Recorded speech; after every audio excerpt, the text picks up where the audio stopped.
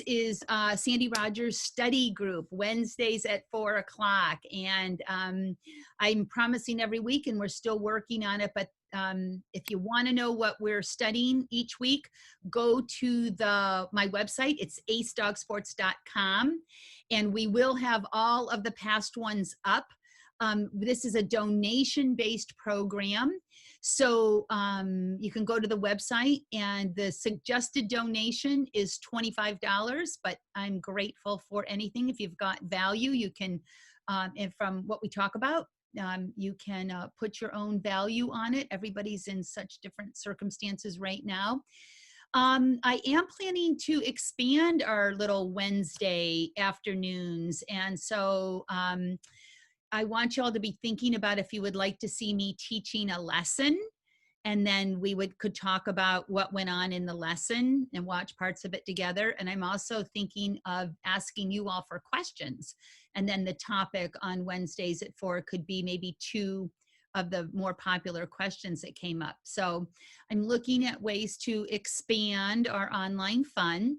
But today we are doing the article in Clean Run that was called, Does That Work?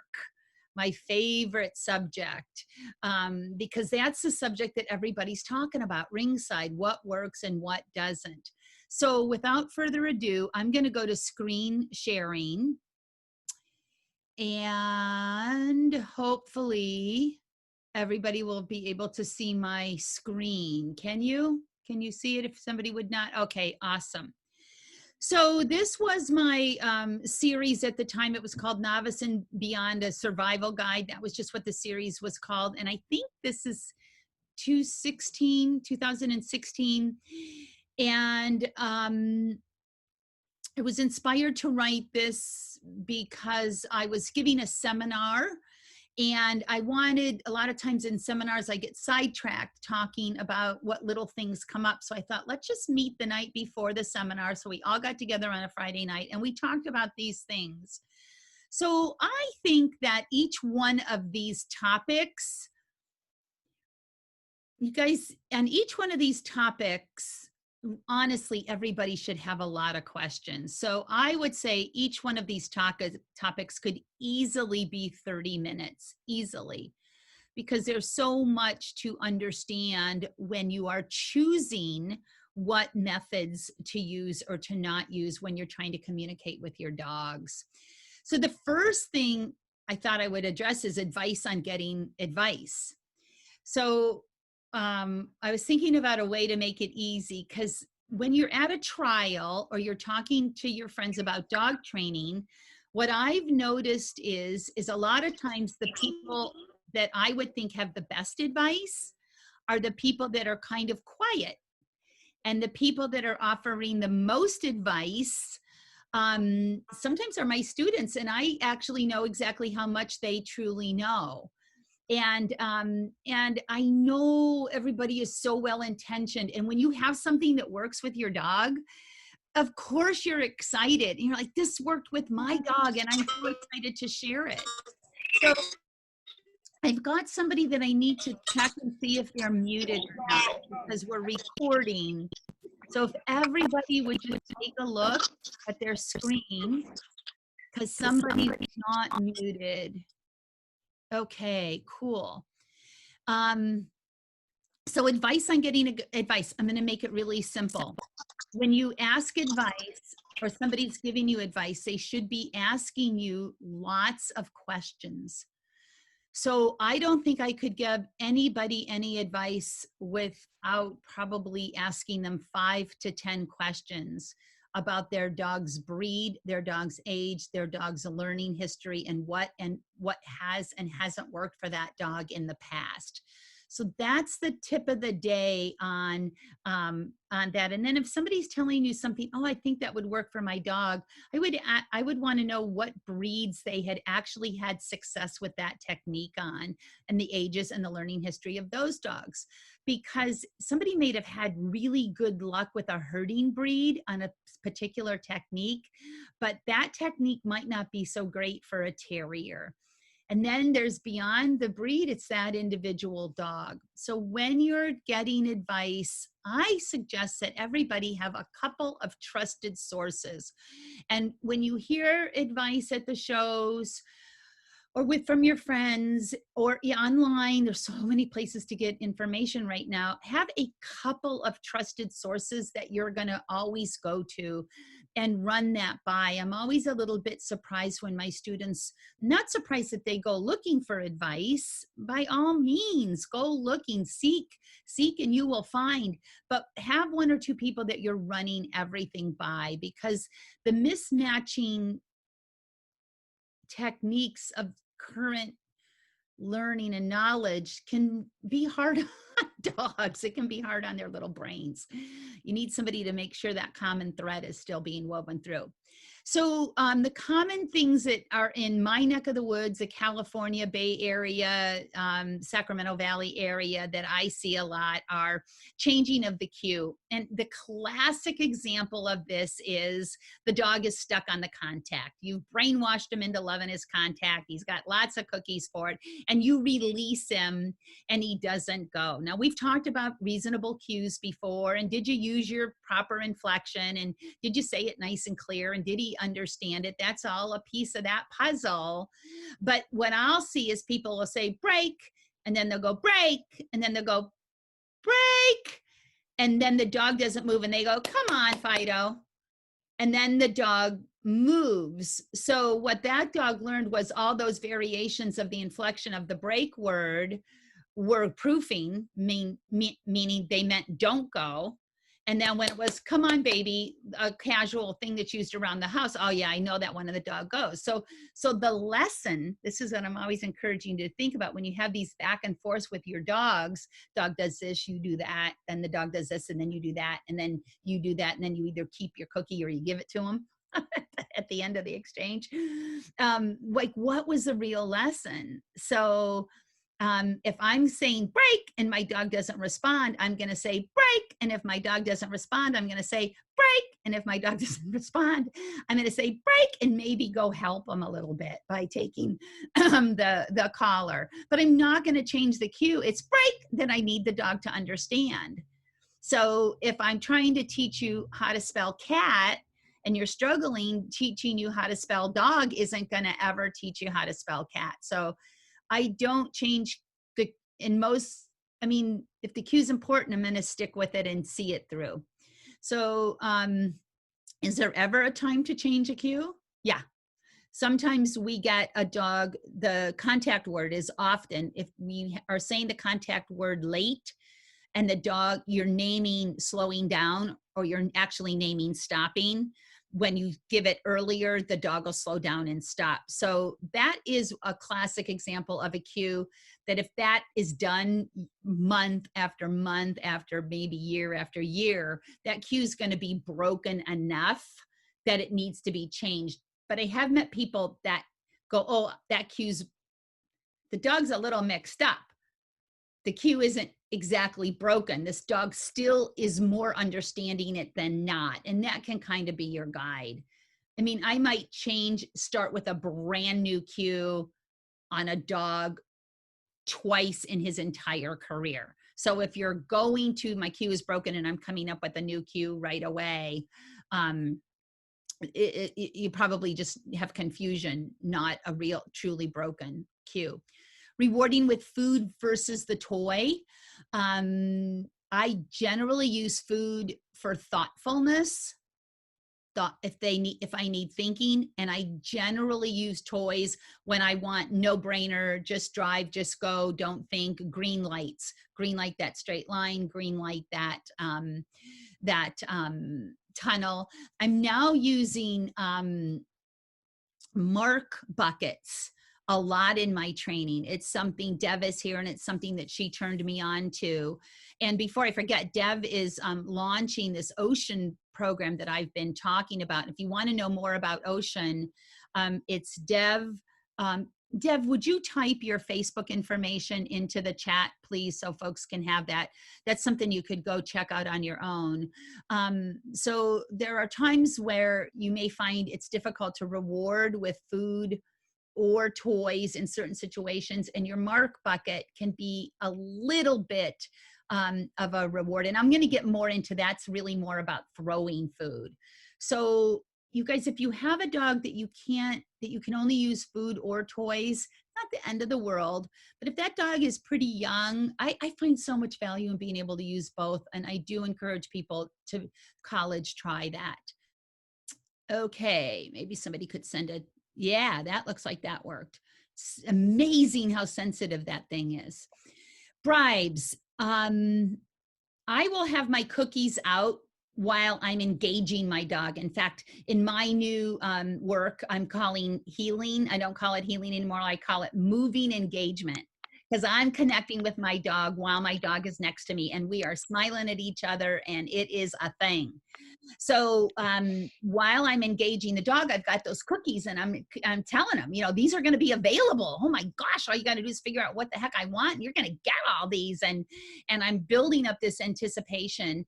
And somebody said to me once, "You're just bribing him." And I thought, oh gosh, am I? And then I thought, oh, that's sort of like telling the kid, I've got $10 if you clean the garage. So I really started thinking about bribing and rewarding.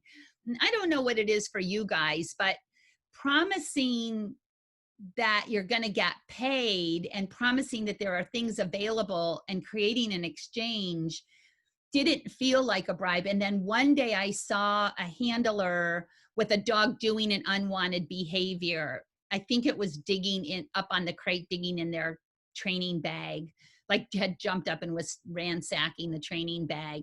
And they went over and showed them the cookie. And I'm like, that's a bribe. When you're producing the bribe, when you're getting the unwanted behavior. So can you see the difference between enticing the dog when you're getting what you want and saying, just hang in there with me, pal, it's coming, and producing food when you're getting something you really don't want and maybe never want to see again, and saying, if you stop that, I'll give you this. So that's the difference for me, and I love it. Placing or planting a reward. So again, this is another place where I am using mark buckets for the types of things that I often place or plant rewarding in my, I'm going to do a pre-agility class that's going to be geared toward beginners, and I'll be using the mark buckets a lot. I'm using them with my young dog, and I use them to increase engagement, excitement, as well as regulating. It's sort of like a little regulator for impulse control too. You'll learn more about that through Ocean, and if you take my beginner course. So planning, the good news about planning rewards is it works really nice. The bad news is that you got to have a lot of training and a lot of understanding with your dog. And what most people do is they put the ball or the food down, and then they go to take the dog to do the thing that they want the dog to do, and the dog runs around and steals it. And then the dog is in trouble. And that's a problem, because we told the dog we want them to drive to the thing. And then in their mind's eye, again, this is back to what was the lesson really? And for the dog, it was, oh, I'm not supposed to excitedly run to that. They didn't give a crap that you wanted them to take the jump on the way to it. They're just like, cool, I can have it now, yay! And that's exactly what you want. The jump is just the tiny little dumb thing that you wanted to have happen on the way. So you can get smarter about where everything is, but I don't typically scold my dogs for stealing, because I can manipulate it. There's often times where I'm smarter than the dog. Not always, because I got me some smart ones. but lots of times, if I just take a second, I can figure something out. I can move the little thing closer, or put the dog closer, lower the jump, or make stealing less enticing. But if you're yelling at that dog for doing exactly what you wanted more than him taking the jump is to drive to the planted reinforcement. But we forget stuff when we're training. So And the training of having control over planted reinforcement, like when you call a dog starts to steal or take the wrong route and you call them off and they come back just as happy, like, oh, because you're going to give them the jackpot and let them go too. So they don't resent being called off. It's a game. So that's the other difference is your recall strong enough? And is your recall like, oh, I never get to have anything I want. First she says I can have it, then she says I can't. So the whole point of the article is it works when it works for the right reasons in the right ways. All of this stuff works, and all of this stuff can be the worst thing that you can do if the lesson to the dog isn't the lesson that you want. Throwing food is one of my favorite topics because in my 2-on 2-off program, there's a lot of food throwing. And what I realized is the dogs learned throwing food means stay put. So the dogs that were really struggling with that concept were dogs that were getting food thrown in training all over the place. The dog was over a jump and food is thrown. So throwing food in general meant drive after it and grab it. Don't let it get away. Drive after it and grab it. And this is another, and the thing about throwing food, here's the problems with it. The dog hunts around. So if you've got a beagle, you're bringing out the genetic thing that's going to bite you in the butt in agility ring. And there's a lot of dogs that are like beagles. Dogs that aren't supposed to be like beagles can be like beagles, which means they would rather hunt around for something. They'd rather play the hide and seek game more than anything else in life. And then you've got the throwing and the timing and the trying to fade out the throwing, which for a lot of dogs means look back. So they're like, you forgot to throw, and they look back. So frankly, you guys, you have to be a pretty sophisticated trainer. Really, you have to have good timing and fabulous observation skills to get that dog thinking, don't look back for the throw. And then there's the timing of it. So throwing can work, again, super well in certain situations. For lots of the things that I used to throw food, like I'm training my puppy with weed poles, and I'm using the mark tubs because I can control the exits and the entrances. I've got the forward focus that means so much to me when I train. And then I've got him calm, and I've got him exactly where I want him to do the rep back. When I train reed pulls, I go back and forth, just like my figure 8 drill in my 2-on 2-off. Did I say throwing food was bad? No. I said I do throw food. I don't throw food when I'm bringing the dog to me, though. I don't drop food at my feet ever, because if my dog is coming to me, I want it to be about me. So the point is, think it through. Think about what you want it to mean. Think about what your dog is thinking about as you're doing it, and then decide if it works for you. That is a place where you get to decide, and can you get better? But if your dog is looking, most times we're throwing food because we want forward focus. You guys, if you're not taking into consideration where your dog is looking, I think a big part of agility is training that dog where to look. In fact, I think if you can train them where they should be looking and when they should be looking there, almost everything else falls into place. When you're saying to them, keep your attention on me, or keep your attention on the obstacle. And that's the hard part. That's when dogs slow down on contacts, when they're checking in, when they don't know where to have their attention. And some dogs are incredibly talented at doing both. And some of the dogs that are talented at doing both can keep bars up and some can't. So I digress slightly. Using lotus balls. Nancy Guys from Power Paws taught me something about lotus balls a long time ago. I don't know if she still subscribes to this theory or not, but she said that if you throw the lotus ball and then you go in, that almost can be punishment if you have to open it up for the dog because of the waiting time. And I thought, oh my gosh, because when I use a lotus ball, you guys, I am running. If I have to open it for the dog, I am running in there and I'm saying, you got the yummies for the tummies or yummies. And I'm like, they're in there with me and we're opening it up and I'm a talking and there's all this energy. So for me, it's an event because they earned it and now we're going to celebrate together. So I started watching after Nancy said that to me and I saw people, throw the ball right at the right time and all the energy was great. And then the handler is approaching the ball like a funeral procession. And then the dog, he comes over and eats and he might run over and eat, but you could tell that spark was lost. And I started thinking today before I was going to talk to you, like what analogy, because I love analogies. And it's sort of like, well, what are you excited about? But something gets lost in the translation if you have to wait for it. So I thought, what if we had to wait for our ice cream cone to melt before we got to eat it? Right. I mean, it is. So I think some dogs are like, oh, I get it. And then it's like, oh, I have to wait for her to saunter over there and open it. So if you're going to use a lotus ball, you can teach the dog to dig it open. That's my favorite way. And I've had some dogs that were, oh no, me never scratch. Oh no, me never bite. Oh no, no, no, no, no. That would be what a bad dog would do. And you really, I mean, it's a process to teach them. No, get in there and rip that sucker up. So that's when I like lotus balls the most, when the dog is pouncing on it and he gets the privilege of ripping it open and he gets the privilege of ripping the innards out of the little bunny.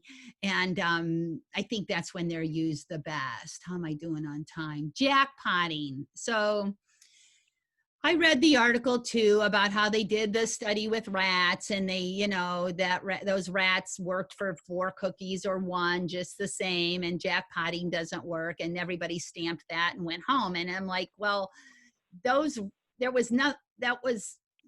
my problem with, I train dogs, you guys. No, I don't train rats or dolphins or chickens.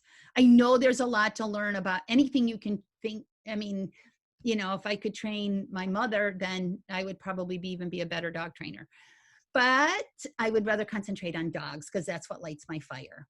So jackpotting doesn't work for rats with the number that's been proven. But the way you're going to jackpot if you're training with me is going to make a difference because it's going to be like the little old lady in Las Vegas that can make, pay off her house now. It's that style. So the emotion that is brought to the jackpotting absolutely 100% affects the dog completely and totally. So yeah, if you're just giving 6 instead of 2 and your involvement is the same, I agree. Jackpotting's not going to work. So put some love in there. This is, I want to talk about this forever and ever and ever and ever and ever. Letting the dog work it out versus helping the dog to do it. And I had to laugh when I read this again about I'm that instructor that'll like, just let him figure it out. Give him a minute. Jesus, he's got to think for a minute. Or, help him out for heaven's sakes. You're leaving him hang out to dry. So I've said both of those things to all of my students probably a million times. But in recent years, especially since I developed my 2 on 2 off program, I got real curious. I've made the joke that my first 10 years of my career, I was like a sponge soaking up anything I could soak up about dog training, learning. And then my second 10 years, the second decade, I wore the comfortable shoes of a know-it-all. I knew everything about everything. And now I don't soak up so much from seminars and reading.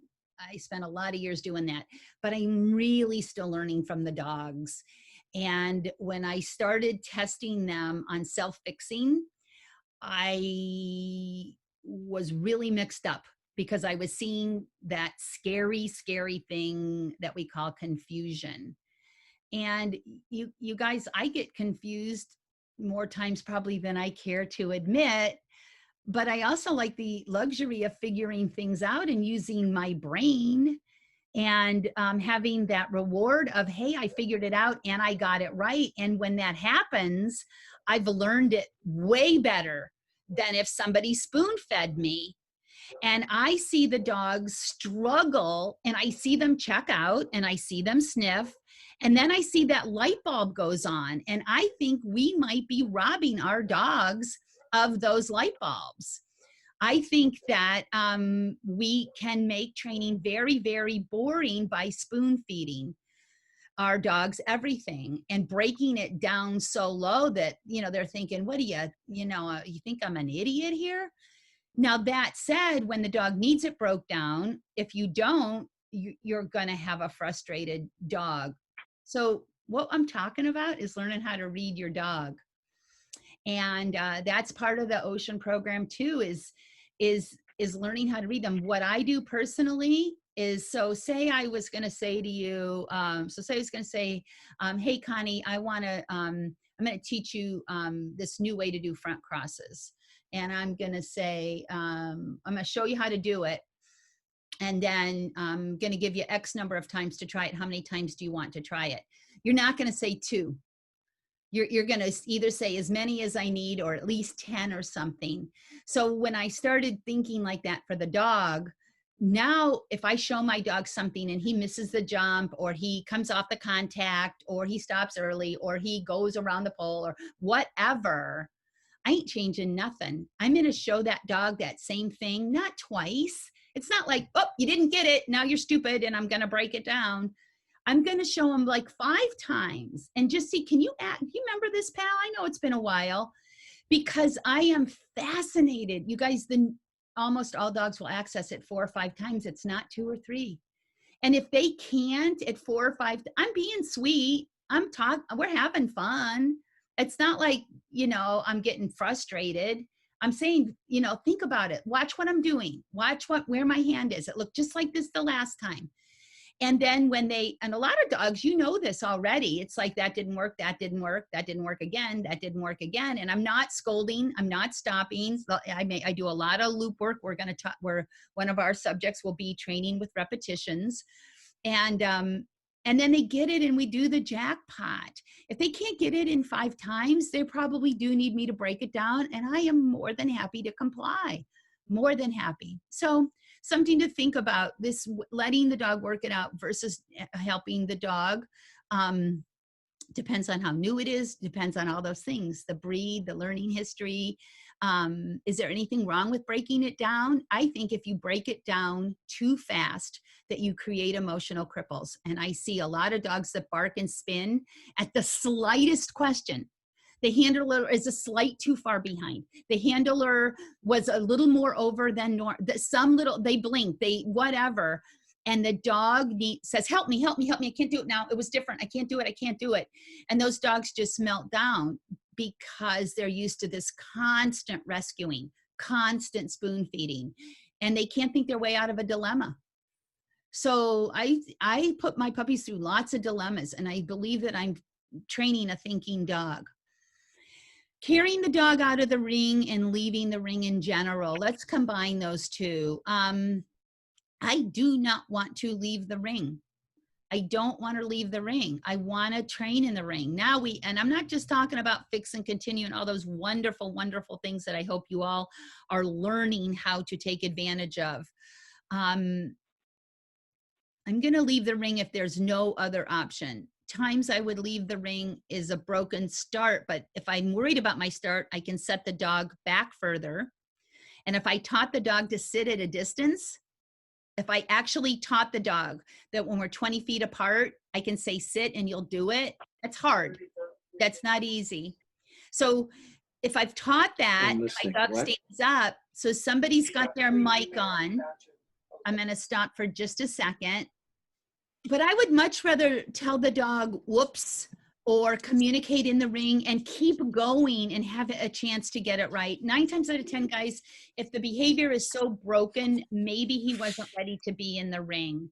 So I'm not saying, I don't think that a lot of dogs, Robert, can you hear me? I think you need to mute. Oh, I can mute you. Okay. Where was I? Leaving the ring. So I'm finding more and more ways not to leave the ring. If you're having to leave the ring every time, I think that there's a better solution for you. It's too expensive. It's too taxing. So leaving the ring for a broken start line. If my dog blows his contact twice in a row on the same run, I'm going to consider leaving the ring. But I would have that planned out with my trainer. I'm suggesting you have it planned out. I know when I go into the ring, if I'm showing and I've got a weak behavior and it's going to be detrimental to my dog's long-term performance and his long-term understanding of what I want when we're competing, I'm not going to do that to him. I don't, changing criteria when you're showing, I don't think it's fair. I think it's being untruthful with the dog. So, and then the carrying out of the ring, I really don't like. The dogs are so amped up. I've seen dogs twist, and I really worry for their physical spines and their physical bodies. And I think it's humiliating. I think most performance dogs have a lot of resilience, and I think a lot of them have pride. I don't know, that might not be a smart thing to say about dogs, but I think when they can humiliate us, you know, make us crawl out of the ring or something when we screw up, then we can do that. And I just don't like it. It's a thing for me. Timeouts. Again, I was talking to a friend the other day and I said, sometimes I think the dog is just like, you know, we turn and we say, okay, time out. And I think, oh, they probably think we just have to tie our shoe. And we laugh so hard about that because I don't think all dogs know what a timeout is. A timeout is a great adrenaline break. It's a great way to regroup. But if you think that your dog is learning, I think you're so much better to just stay in there and teach. Just whatever the actual thing is that he needs. So he's jumping on somebody, he gets a timeout. I mean, he may come back and be a little more chill, and you may think that that actually taught that. And you guys, I've had some dogs that are missing the weed pole entry or something. A timeout's not how I would fix that anymore. But when they were real popular, I'd put the dog up, and yeah, they'd hit it. But I don't think it was because of the timeout. I just think they regrouped their brain, and maybe they were missing it because it was part of a sequence and their brain was jacked up. So for most reasons that folks will use a timeout, I think there was probably something a little bit more concrete and specific that could have been addressed than a timeout. Again, an adrenaline break or a regrouping is a wonderful thing to do a timeout. I think most of the time when we feel like we've had success as a result of a timeout, I think there's other things influencing the dog at that time. Marking unwanted behaviors just means you're training something and the dog makes a mistake and you say, oops, or nope. I say nope, and I have a very specific inflection. I do have a pet peeve when people say, whoopsie, because of the inflection. I think dogs or oh, I love you, that was perfect. I use my inflection of my voice in everyday life. It is the strongest part of my communication system. Everything has a specific inflection. Their name is the only thing that has multiples. Hey has a few multiples, meaning variations on the inflection. But when I say nope, it's just information. My dogs are never traumatized by nope. In fact, they get inspired. They actually are like, oh, cool. It's like the hot and cold game. When you played the hot and cold game, when you were shaping behaviors with your friends, like touch the lamp, and it's like you're getting hotter, colder.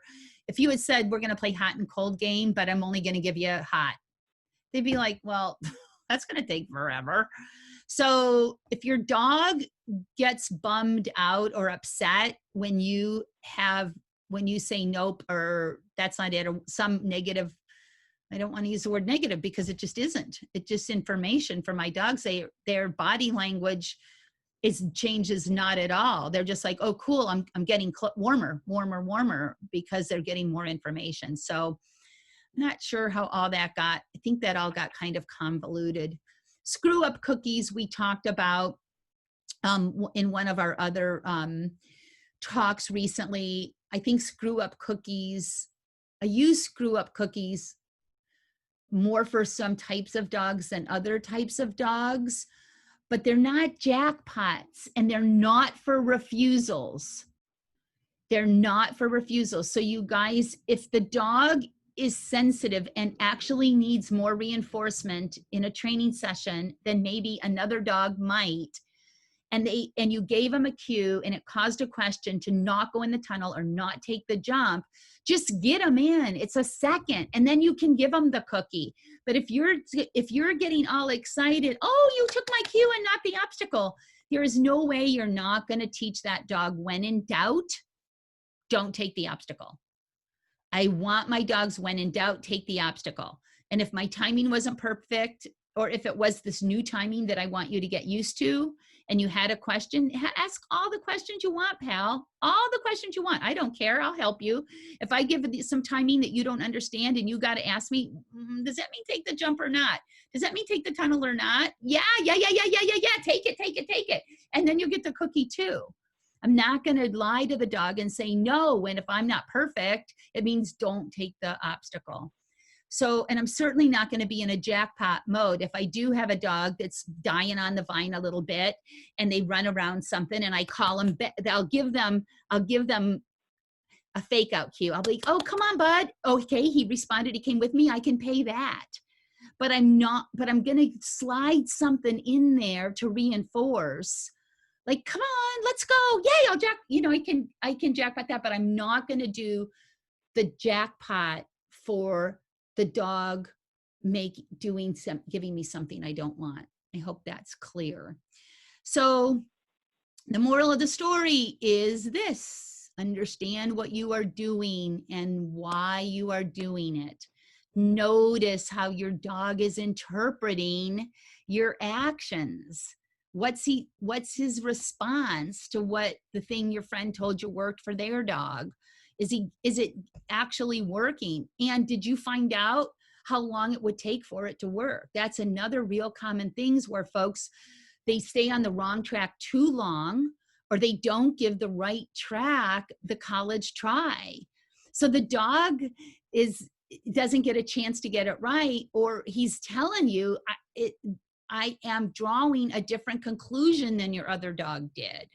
So they'll tell you, they're so honest. So not everything works right away. Quick fixes often don't last.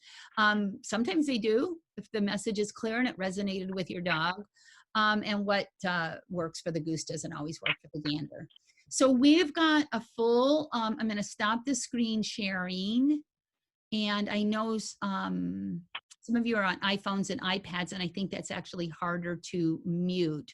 So whose ever phone number ends in 8930, I think you're not muted, but I don't know how to do it. But we're taking questions now anyhow. And let me go into the chat. So Dev has posted where to go for the ocean information.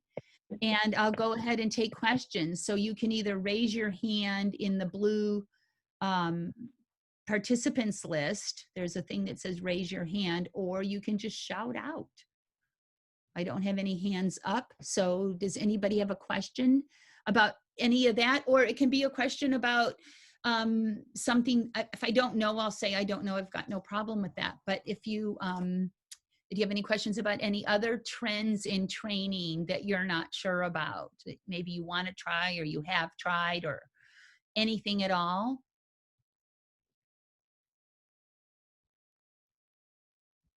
So you've got your jackpotting. Okay, you write about lotus balls. They work great for dogs that don't have the skills trained to use toys as reinforcement. Can you talk about what those skills are and how to train them? Yes. The lotus, so wish I should make a little, So control over reinforcement, I call it core training, is gone over real thoroughly in my maintenance program, 2 on 2 off maintenance program. So what I want to be able to do is call a dog off happily, so their feelings are not hurt. It's a game. So I want to be able to throw the ball 10 times, not from a sit, just like the people do at the park. And then on the 10th throw, be able to call the dog back to me. I want to be able to lie the dog down on the way to the ball. I want to be able to call him back, have him sit, and then release him to the ball. I want to be able to drop a piece of steak, say leave it, and have the dog excited to come with me and not have to argue him off of the steak. He's excited because he knows all he has to do is come with me. He'll get another piece of steak, and then he's going to get told to take a series of cues. That's anywhere from 1 obstacle to 20, and then he's going to end up at the steak. I call it the path of cues. So when you're trying to use reinforcement and your dog isn't, you don't have control over it. The dog keeps trying to steal it, or you can't get, and then the retrieve and tug. So you have true tug, and you can get it away from them, or you can get into, I love battling for the ending my tug games. I have more honest to God battles. I mean, I'm on the floor, I'm blowing in their nose, I'm laughing like crazy. And sometimes I don't win. But when I've turned it into a true battle, I feel like it's not fair for me to turn it into a leave it. So I don't get me wrong, you guys, I do a lot of get it, leave it, get it, leave it. But when I'm, and I'll try to trick them with food. So it's having my games without rules when I say there's no rules this time, and then checking to see and if I haven't lost control by doing that, by testing my rules. So with the lotus ball, a lot of times you can get there, or if you haven't taught the dog to rip it open, but you won't get them dry. If they're not taught to rip it open, they won't drive there as much. So honestly, to get control over reinforcement the way I have it, it's a fair amount of training, and I'm finding that the mark tubs can solve a lot of those dilemmas. So control over reinforcement to the level that I want everybody to enjoy training takes time, and you have to really want it, and you have to see the value in it. But for people that have full-time jobs and barely have the time to get their poles trained and all that, it can be a bit much. I hate to say that because I'm always, I'm one of those trainers that said, if you're training anything, you got to train this. Well, people want to do agility, and they have jobs and families. And so the mark tub, and you do not want to train control over reinforcement if you're in a bad mood.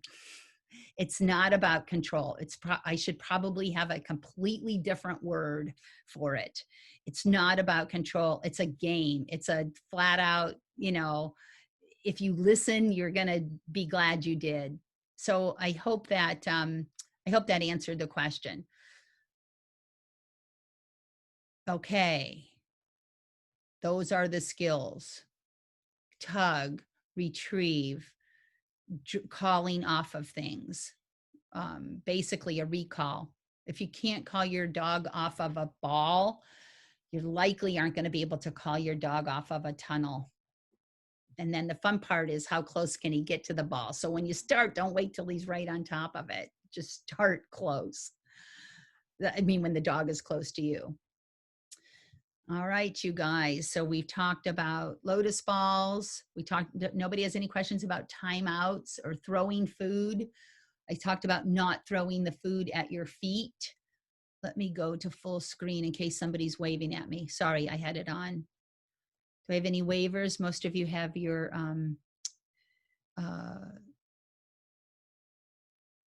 looks like Don is having trouble connecting. I don't like to drop food at my feet, because if the dog is coming to me out of the tunnel or coming to me, I like it when they're near me if their attention is on me.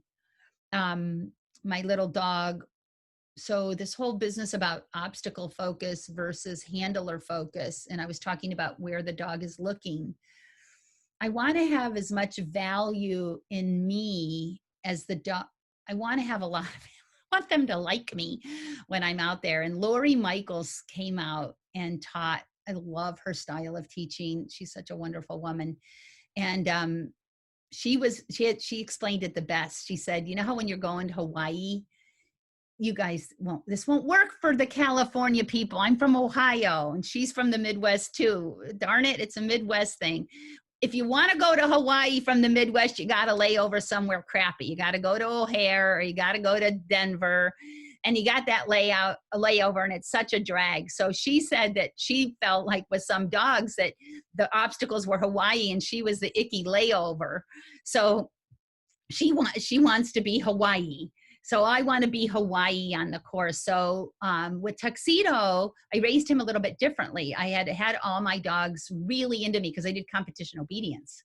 So my dogs, I brought it. I mean, I loved competition obedience. So I had all that trained handler focus. And with Tux, I thought, he's not going to do competition obedience. And I want to see what will happen if I say, I don't care I don't care. I'm not going to balance those values. As long as you can keep bars up, as long as you can stay in the poles, as long as you can do your agility. And I created a little bit of a monster. And I also lost out on what I love about dogs, because he has little use for me. He listens. He's well trained. Nobody would ever know that. And he's a good hearted dog. But there is a little bit when we're walking to the field or whatever. I mean, he'll look at me if I'm working him, but it isn't that genuine engagement. I didn't cultivate it. So with my new puppy now, when we're going out to the field, I'm really noticing, because he hit that, he showed me that for the first time this week. He's like, let's just do the thing. Let's just do the thing that, and I was losing a little value in myself. So I brought him out and we played some games outside of the field, and I, reconnected, him and me. And as soon as we got out in the field, he was doing that, what's next, mama? What's next, mama? Which I love. And I'll be able to influence him. With Tuxa, we had a couple of hard years because I couldn't influence him the same. Okay, do you recommend a timeout for a dog who runs off course to another person, or work on recall engagement back to you? I do not recommend timeouts to teach recalls. I don't see how that dog isn't gonna, I mean, the person that, or dog that they ran up to might appreciate seeing you take action to contain your dog. And I'm not saying that as a joke at all. How we handle these types of things in public and it shows matters. And that's a whole nother thing. But no, I wouldn't think that that would strengthen my recall at all. Then that is definitely a recall question. And my little dog is a fabulous recall. And just recently, he loves people, and he started going, "Oh, mom, I can't do the recall." So I'll just go back and help him. Strengthening the recall, depending on the breed. Terriers, you're always going to be working on it. The minute it slows down, the minute there's that hesitation, just get back into your recall games, get back into your rewarding. And the dogs that get excited because they're off leash and they don't have a lot of, the mark tubs can work good for that too, because they get used to driving somewhere and then being under control, and driving somewhere and being under control. And this practicing of this free-for-all control, free-for-all, gives them power over themselves. They learn how to self-regulate. So you're going to hear me talking about the mark tubs as a stepping stone to lots of things. In the article, you talked about high value food. My dog doesn't seem to care whether it's kibble or liver treats. It's all yummy food to him. Is my dog unusual, or am I missing something? No, Quilly Bear I could have chopped up little pieces of cardboard and she would have walked across hot coals for them. She just loved to eat. So lucky you. I'll warn you though, I've had some folks tell me this, and when I did my own test with their dog, I got different information. So your dog may be performing for you because he loves you and he's excited to perform and he's well trained and it's fun and you got a great relationship. But if you really had a pile of kibble and a pile of steak, I haven't seen the one that actually, so for those dogs, I love working with kibble. It's my main thing. It's more expensive than chicken or cheese, but so then you've got this reserve for if you're training something a little hard or a little bit, I don't want to say boring, but some things are more natural to some dogs than others. They're easier and they're more fun. We're trying to make everything fun, but then you've got something to fall back on. These are really good questions.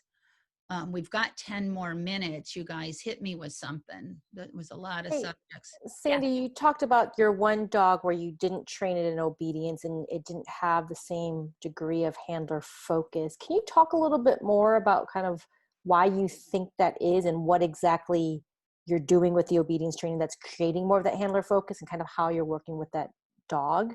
Sure, sure. And so there's fake handler focus where the dog is simply trained to stare up at you. It's the dog isn't, he's doing it because he's trained. I'm not saying he hates it, he's just not offering it naturally. So there's all engaging with your dog, being a partner to your dog is most valuable when you have a system of communication that you both understand and that the dog is choosing to engage in. So via toys and via food and good timing of the training session, surprising the dog with things that they want, honoring many personal things about the dog creates a dog that enjoys working with you and you're part of the dog's training world. The dog sees you, and that's the thing about if you see dogs, and this is what I talked about in my engagement seminar. One way to tell is I play certain games with my dogs that you could come over to my house right now and imitate me, and my dogs would not play with you. But with Tuxedo, the dog that I'm talking about, he doesn't care if it's me or you or a mechanical arm throwing a tennis ball. He doesn't care. And the reason that that's not my favorite way to train is I value the personal relationship with the dog, and I want my dogs doing it with me. I'm not a person that enjoys seeing, I'd never have anybody run my dogs. If I sprain my ankle at the trial, I go home. The whole thing for me is about doing it with my own dog. So, and with obedience, there's so much time spent with the dog looking up at you and rewarding on you. In agility, we do a lot of rewarding away from us. So we're throwing stuff. And that's the other thing about the mark tub that I like is when he's on the mark bucket, I'm running over. So he drove to something without looking at me, but then I get to insert myself. And when I'm feeding, I'm not a Pez dispenser. That's another thing that a big, it's like give the dog a cookie. Well, are you giving the dog a cookie without even looking at them? Or are you engaging? When I'm giving, and I don't give the cookie right away, I engage first, like, "Ooh, you got your cookie, you earned it. Oh my gosh." And then as they're getting the cookies, I say, "Yummies in the tummies, oh, there's yummies in the tummies, there's yummies in the tummies." And they're getting excited, and I'm combining my voice and my wiggliness with their energy. And the food is part of it because that gets them turned on. I hope that answered your question. It's about engagement. It's about not just being a tennis ball and not just being a Pez dispenser. It's the dog wanting to do it with you because you're you, because you've built a relationship with the dog.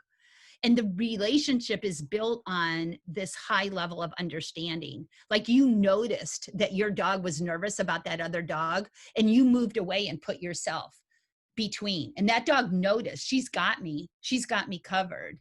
And that's trust, right? I love talking about that stuff. All right, you guys, we got 4 more minutes. Sandy, I don't think I was clear on my question. It was if my dog runs out of the ring to say the another classmate or someone or on when we're just training, should I do a timeout or should I work on my recall engagement?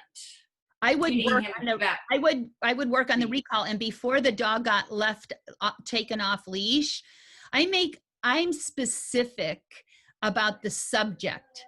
So if the subject is leaving me to run to visit, then my dogs put me on the training page.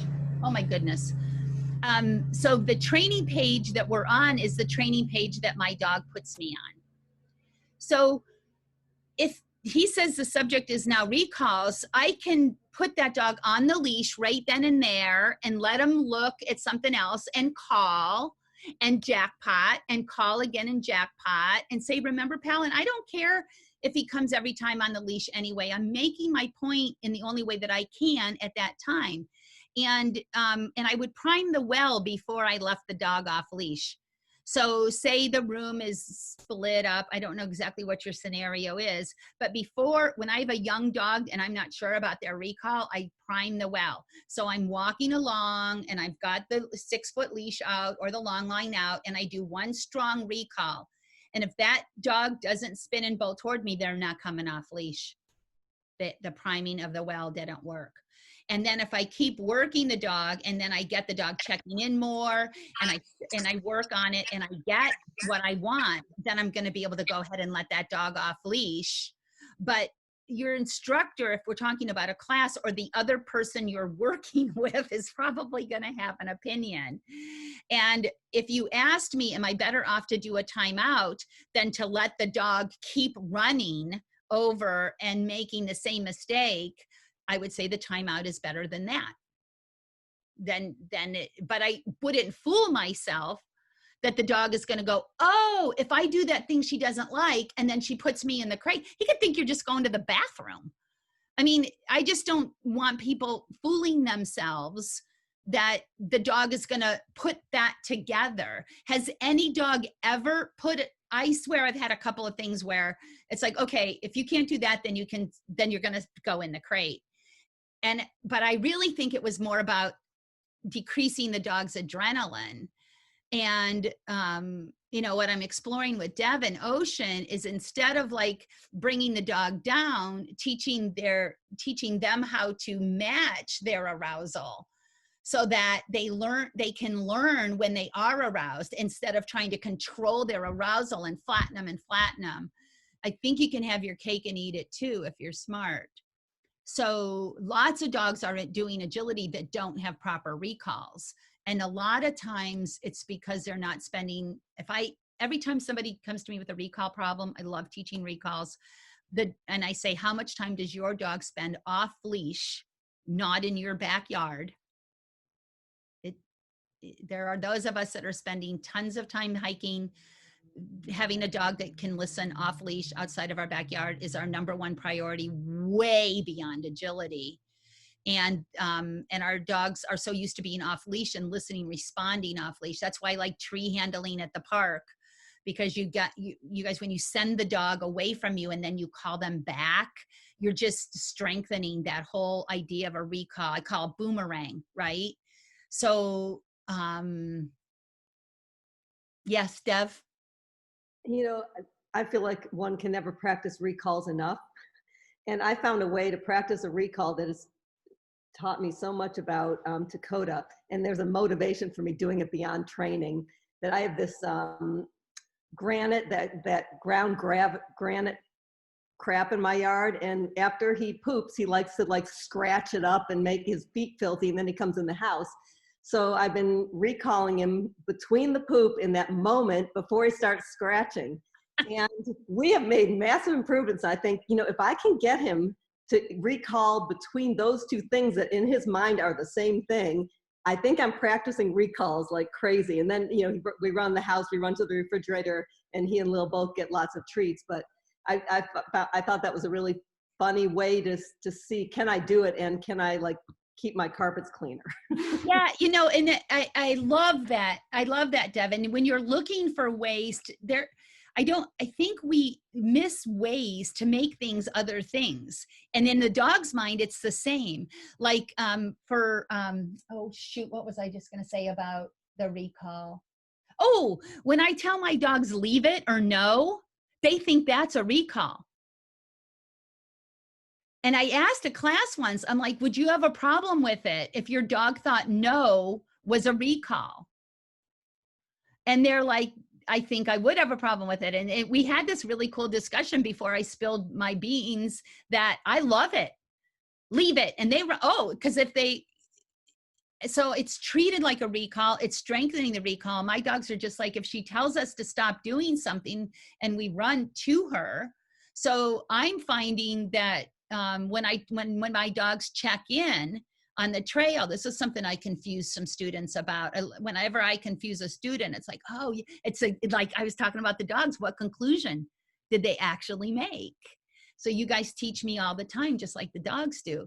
So when they're on the trail and the dogs look back, I always acknowledge that. Good dog.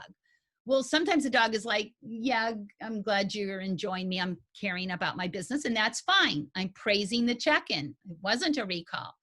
And then I was hiking with one of my students, and the dog checked in and they said, good dog. And the dog ran over, and they're like, well, I'm not going to give you a cookie. I was just acknowledging the check-in. I just want you to check in. I don't want you coming every time I acknowledge your check-in. And I'm like, are you nuts? Like, yeah, I mean, they are dogs at a point too. So I pay, if you're going to interpret anything as a recall on your own, sure. If I call, this is another conversation I have. If you call one dog, should you pay the others? I actually, that's a reoccurring, thing I think about. But in my mind's eye, how many times could that really save my butt versus how many times is it truly a problem? And what am I going to have to do to make that distinction? And if I make the distinction, what price am I going to pay? Isn't it just better to have them all come? And will that, how big of a problem could that ever actually be? I do practice Fido down, sneakers come. I do practice that a lot, but it's when I say their name. So if they've been told something else, but I'm talking about just out, nobody's been told anything, and I call and they all come. So you guys, when you start thinking like this, what does it really mean? And I do extra training. I probably work 3 times a week, you guys, on, you're on a down, come, tucks, come. So the other 2 that were on the down know they have to do their down, that it's not about them. So that's a little harder, and because I do pay them all when they come with whoever I call when I'm out and about. Isn't it fun to think about like the dog's point of view and what really do we expect of them, and when we expect them to differentiate, and when it means one thing and might mean another? When you're working multiple dogs, it really gets you thinking. Yeah. Anybody else? Well, we are 5 minutes over. I wanted to tell you, after we did the 4 quadrants where I talked about handling, I'm more inspired to, lately my original vision for these sessions was that it would be training, and we'd get into this, nitty gritty about training that I love so much. But I feel like I can delve into handling a little bit too. So we'll start switching them up, and then you guys can let me know if it's working to see handling without video, and we'll keep coming back for more. Sandy, real fast, where can I find the recorded videos? Have you recorded all of the Zoom sessions? I've recorded them all, and where I have to go back and look at them, and then we got to get them on the website. Okay. So they'll live on the website for sure. And I'll send out a thing. You guys, I hope you all subscribe to our newsletter, the Ace Dog Sports newsletter, because that's the main, and Facebook, Ace Dog Sports Facebook. We also have stuff published, and you can go to Sandy Rogers' Facebook too, to stay tuned. But I'll be making all that clear. It's just taking a little longer than I thought, because I'm moving that damn building. Okay, thanks. See everybody later. You. Bye. Stay safe. Bye-bye. Thank you, Sandy. Very helpful. Good. Ask the dog.